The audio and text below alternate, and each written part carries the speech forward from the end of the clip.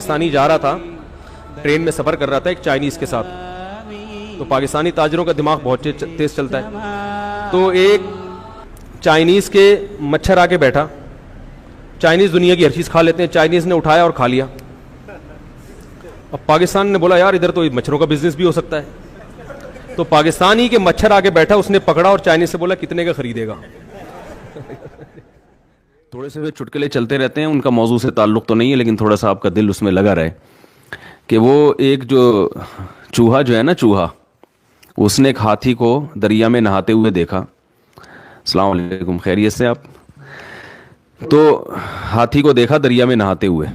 تو چوہے نے ہاتھی سے کہا یار ذرا باہر آنا، کام ہے ضروری.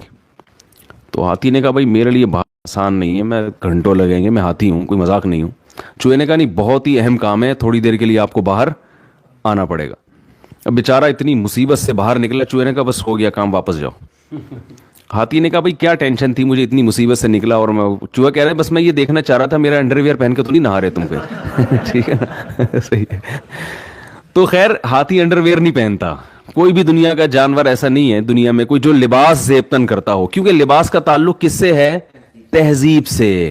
انسان ہمیشہ سے لباس پہنتا آیا ہے، یہاں تک کہ قرآن مجید میں اللہ نے فرمایا کہ جب آدم علیہ الصلاۃ والسلام سے خطا ہوئی ہے جنت میں، تو اس خطا کے بدلے میں اللہ نے جو سب سے پہلی سزا دی، ان کا لباس چھین لیا. حالانکہ وہ دونوں میاں بیوی تھے، حضرت آدم اور حوا، لیکن ان میں اتنی حیا تھی کہ فتفقا یخصفان علیہما من ورق الجنہ، کہ جنت کے درختوں کے پتوں سے اپنے جسم کو ڈھانپنے لگے.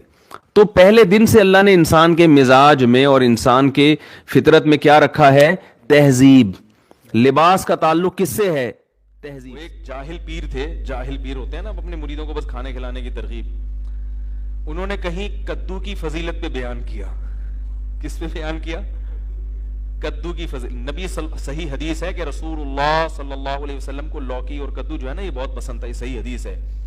حضرت انس بن مالک رضی اللہ تعالی عنہ فرماتے ہیں کہ جب ایک صحابی نے حضرت انس بن مالک کو دیکھا کہ وہ سالن پکا ہوا ہے، اس میں جہاں جہاں کدو ہے نا، تو حضرت انس بن مالک وہ کدو تلاش کر کر کے کھا رہے ہیں. تو کسی نے پوچھا کہ ایسا کیوں؟ فرمایا میں نے نبی صلی اللہ علیہ وسلم کو ایسے ہی دیکھا. آپ کو لوکی پسند تھی، صحت کے لیے بھی بڑی زبردست چیز ہے، لیکن یہ ایک طبعی چیز ہے نا، کوئی ضروری نہیں کہ ہر آدمی کو پسند ہو، یہ تو طبعی چیز ہے.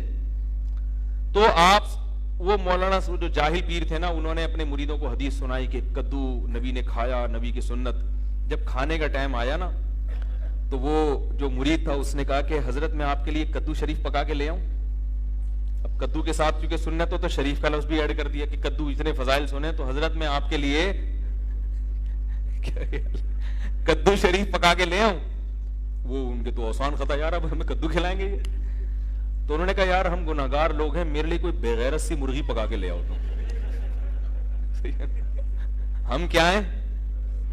ہم بڑے گناہگار لوگ ہیں، کدو شریف کہاں، ہمارے لیے کوئی بغیرت سی جس میں غیرت بالکل ہی نہ ہو.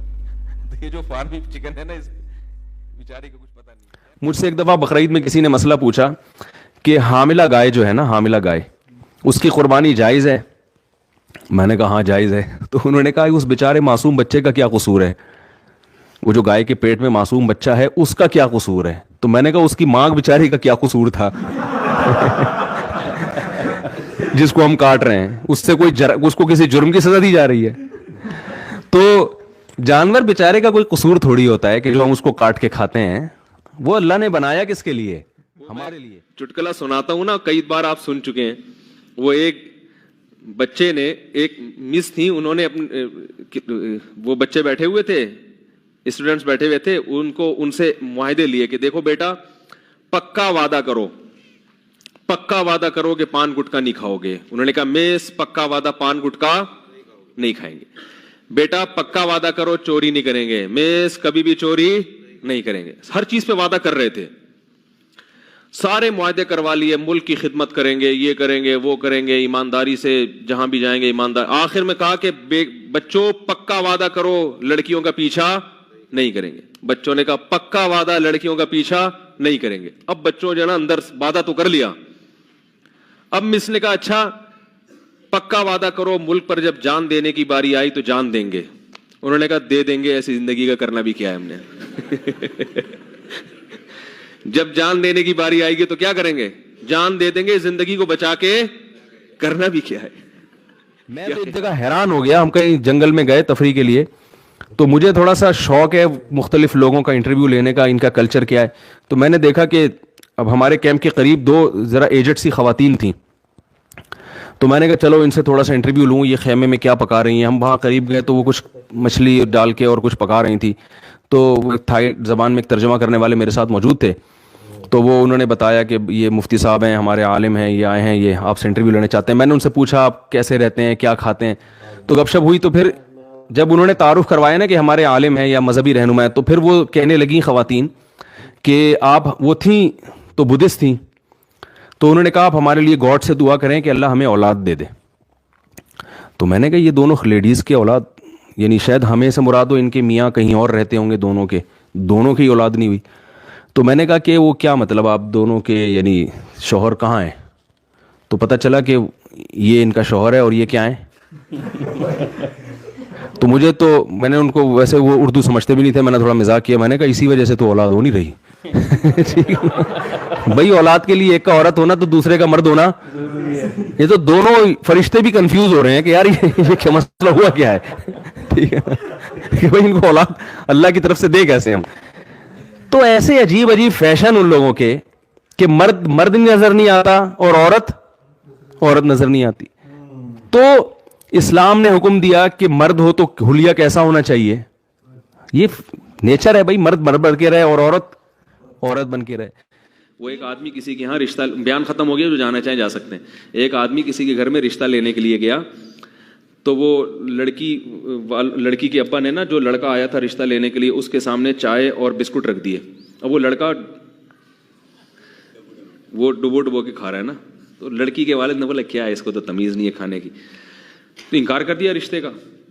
اب لڑکے کو بڑی شرمندگی, بہت افسوس ہوا, یار یہ کیا ہو گیا, اور پتہ بھی تھا کہ کیوں انکار کیا. تو باہر نکل کے لڑکی کے ابا سے کہتے ہیں رشتے کا آپ نے انکار کر دیا, افسوس تو بہت ہوا, مگر ڈبو کے کھانے کا اپنا ہی مزہ ہے. ڈبو کے کھانے کا اپنا ہی مزہ ہے, وہ تھوڑی چھوڑیں گے ہم.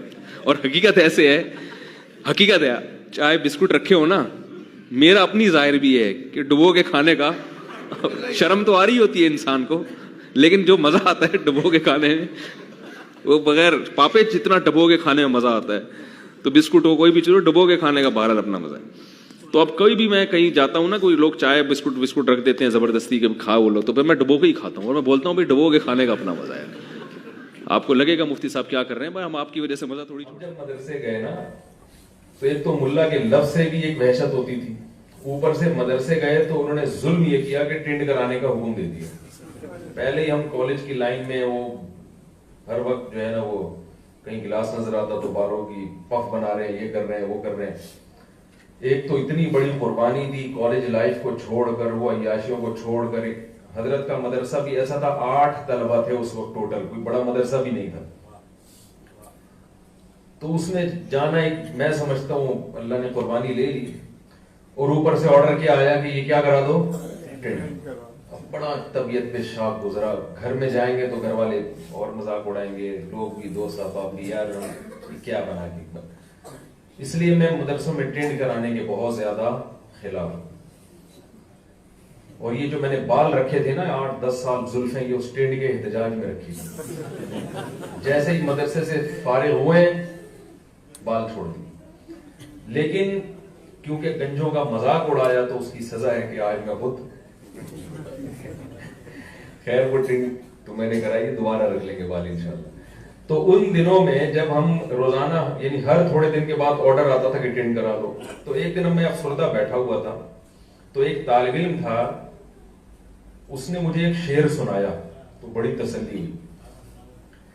شعر اصل میں تو یوں ہے, رضینا قسمت الجباری فینا, حضرت علی کا شعر ہے رضی اللہ عنہ. لنا علم وللجہال معلوم, ہم اللہ کی تقسیم پہ راضی ہیں. قسمت الجبار, جبار یعنی اللہ نے جو تقسیم کی نا, ہم اس پہ راضی ہیں. لنا علم, کہ اللہ نے ہمیں علم دیا. وللجہال مال, اور جو پڑھے لکھے نہیں ہیں ان کو اللہ نے دولت دے دی, یعنی ان کو دولت دے دی اور ہمیں کیا دے دیا, علم. آگے اس کی وجہ کہ ہم کیوں اللہ کی اس تقسیم پہ راضی ہیں؟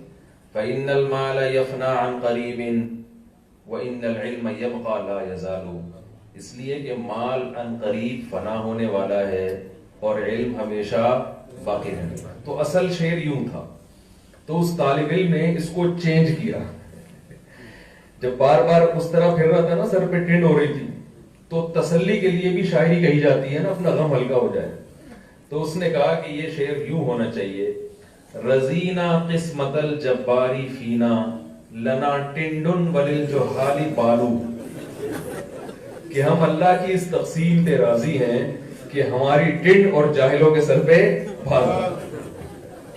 آگے دلیل، فَإِنَّ الْبَالَ يَفْنَى عَنْ قَرِيبٍ وَإِنَّ الْٹِنْڈَ يَبْقَى لَا يَزَالُ، اس لیے کہ بال عن قریب ختم ہو جائیں گے اور ٹنڈ ہمیشہ باقی